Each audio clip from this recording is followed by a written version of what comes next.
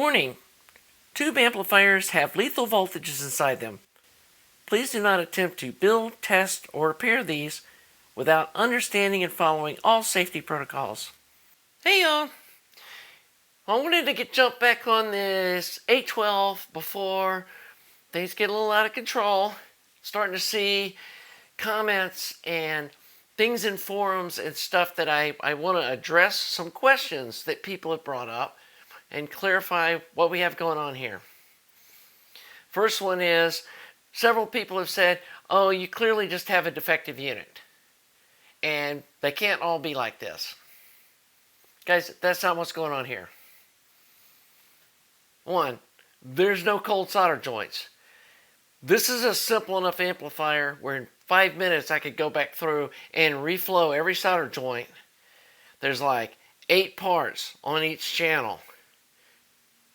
This isn't like some rocket science complicated build that has 200 solder joints. Reflowed them all, made no difference.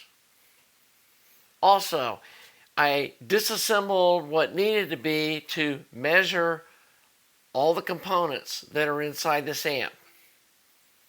Every one of them is within a couple of percent of what the design specs are. I have the schematic that was sent to me by the manufacturer, right? Some examples.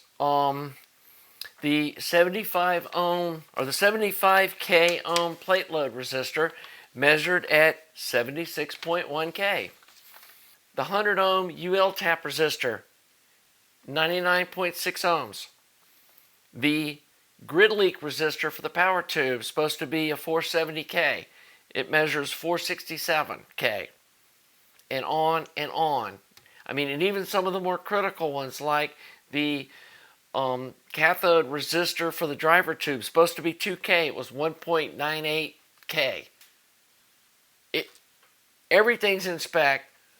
All the wires are connected where they're supposed to be.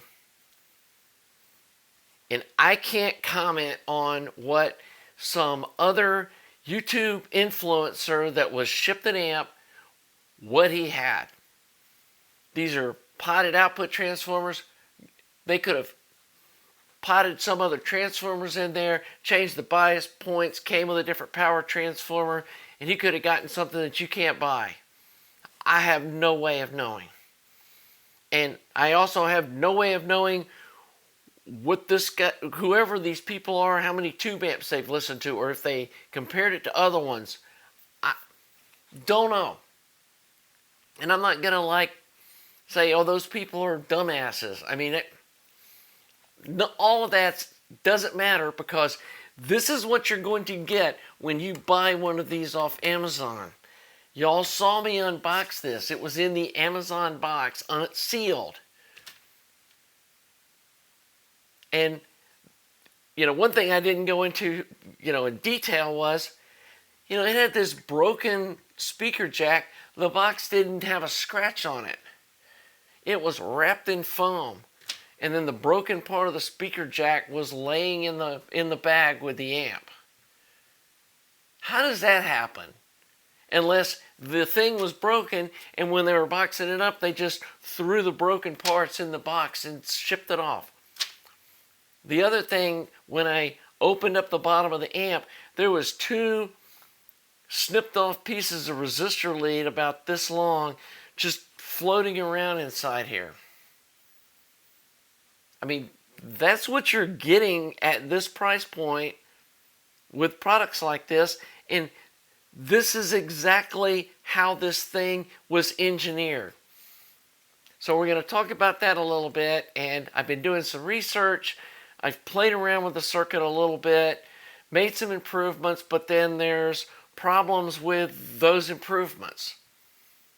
Okay, one of the things that we have to be careful of with an amp like this is we don't know what the power and the amperage current rating is for this output transformer. All we can do is measure the voltage and then look at the general size of it compared to known other power transformers to get an idea of what the current rating of this thing could possibly be. And it's smaller than the power transformers I've used in other amplifiers like this. And given that the instructions say, the power transformer runs extremely hot or very hot, and don't be concerned about that, it's telling me that it's probably an undersized power transformer, and it's probably the reason that they biased these output tubes so cold is they knew that they had to keep it within the current specs of the power transformer to keep it from catching on fire the first time you turn it on. So that's something I have to worry about if I start trying to increase the current going through these output tubes to get the bias point closer to where it should be, that we could end up burning up the power transformer and end up with, a dead amplifier. And it's one of the reasons I heard somebody comment, why are you wanting to raise the B+? Well, one of the advantages of running a higher B+ than maybe is optimal is to get to the right bias point, you don't have to run as much current through the tubes, and you're not stressing the output transformers and the power transformer like you would at lower voltage. Because Ohm's law, you lower the voltage to get the same power, you got to run more amperage. So if we raise the voltage across the tube, we can get to the same bias point running lower milliamps of current through the tube and the output transformer. So all that said, been doing some research, like I said. What you see here is I have my setup measuring the turns ratio of the output transformer, and I'll link in the description a video about how I use my oscilloscope and my signal generator to measure the turns ratio of an output transformer. And while you may think, hey, I can just get my voltometer and measure the resistance across the leads of the output transformer, that's not how this works. And again, I'll go into that in this other video. I'm not going to re-explain all that here. But measuring these output transformers, they have a 3.2K primary, and then the ultralinear tap is at 50%, which is weird. Normally, it's 40, it's either in the 20s or it's in the, low 40s. But 50% could work, just probably not ideal. And 3.2K can work with these tubes if they're biased right, which they're not. So the first thing that I tried to do before I even measured the output transformers, I was wondering about, is there something wonky with this ultralinear tap and the way these transformers are made? And so I took a 100 ohm resistor and triode strapped the output tube. The weird thing is it made absolutely no difference. I mean, it should have done something. And it literally, looking on the Analog Discovery 2 with the audio analyzer suite, it made zero difference in the power output or the distortion. Like I said, which is telling me something is way off from where it should be. And that was the other thing that I kind of started giggling to myself. People were linking me websites. Well, oh, here's this DIY audio guy, and man, he's already done all this work, and he's figured this out, and you just need to, change this a little bit here, and he had some crazy ideas. And reading through it made no sense. And then he was saying, oh, you just do this triode switch, and wow, it just makes this huge difference. Didn't do anything. And I don't know how he's measuring his amp, but if you're looking at clipping on an analog scope or looking at the distortion versus power on a distortion analyzer, it doesn't make any difference. And maybe the 3 beers he drank while he was working on it opened up the sound stage. Guys, I just don't know. this is just all baffling to me. And all I can do is try to tell the truth as I see it and looking for measurable stuff first. And let's get this thing acting normal before we start doing, subjective stuff like trying different coupling caps or, different cathode resistor, not cathode resistors, but cathode capacitors and stuff like that. So anyway, back to what I've tried. Started taking resistance out of the cathode of the output tube to try to start running it hotter. And I ended up going down to 250 ohms, which is half of what the amp comes with, which biases it from like 56% to close to 90%, which is where I want to see an SE amp running. And it cut the distortion to 30% of what it was with a 500 ohm. And you all may be going, great, here's the fix. We just reduced this one resistor. Well, the problem is that doubles the current going through the tube, which the tube can handle, but can the power transformer? And the output tubes is where the majority of the current is. So we're almost doubling the load on the power transformer, which, remember, the instructions here said, oh, it runs very hot. Don't be concerned about that. Well, is it going to be, you're going to be lighting your cigarette off of it? Is that what's going to happen? So we have to take all that into consideration and try to find some balance point.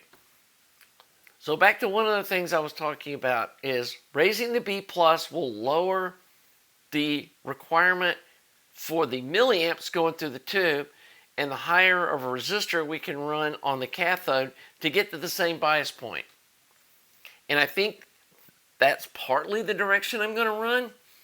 But the other thing is I'm looking for different output tubes that are lower plate dissipation wattage wise than an EL34, that we can run closer to that 90% point without catching the power transformer on fire. And first I thought about 6v6 before I knew what the ohms of the output transformers were. And I'd read online on somebody that had done this comprehensive review of this, said these were 5K output transformers. And they're not. They're 3.2K.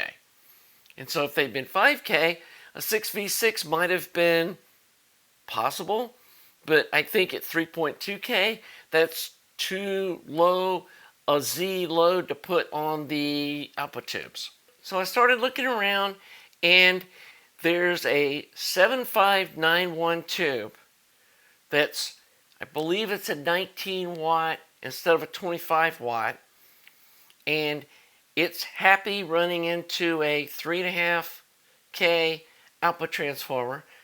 It's happy running at the voltages and screens and everything that this amp is set up at.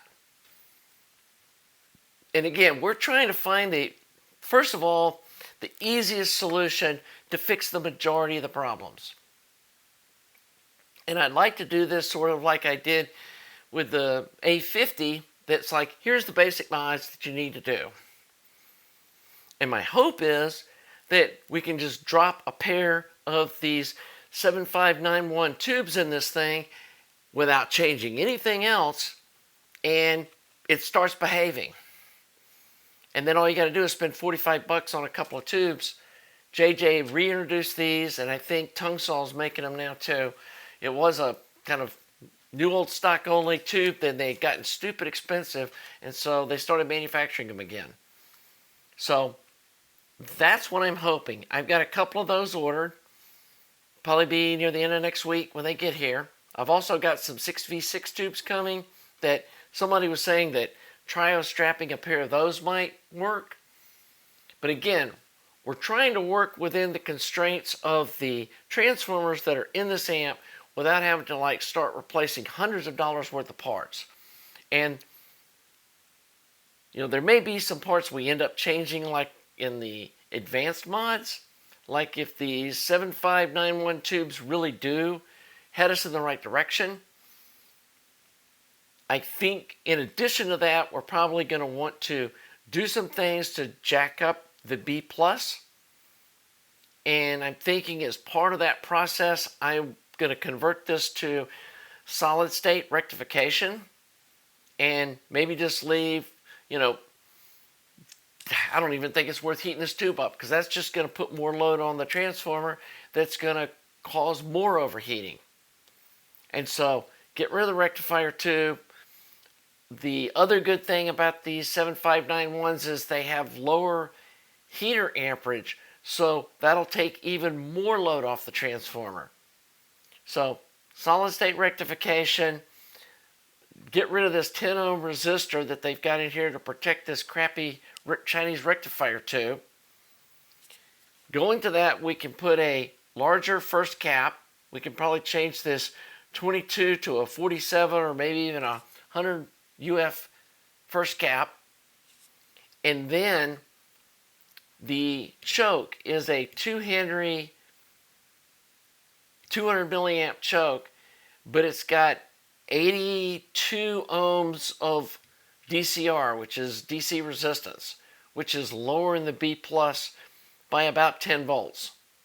And so this little Hammond, it's a 157R, it's a 2 Henry 200 milliamp choke, it's only got 57 ohms. And so that's pulling between this 10 ohm and this choke, that's taking 50 ohms or 40 ohms out of the B plus path, which should give us another 20, 30 volts on the B plus, maybe 40, especially going to the solid state rectification. And if we can get the plate voltage up to about 370 with this other tube, we should be able to get it biased around 90% and still keep the milliamp load on the transformer below the melting point. So that's the direction I'm heading. Got parts coming next week. Like I said, Viva Tubes is where I buy a lot of my tubes. I don't know if you ever used them. Good prices, quick delivery. Got a ton of stuff in stock, new old stock and new tubes. And I've had really good experience with them.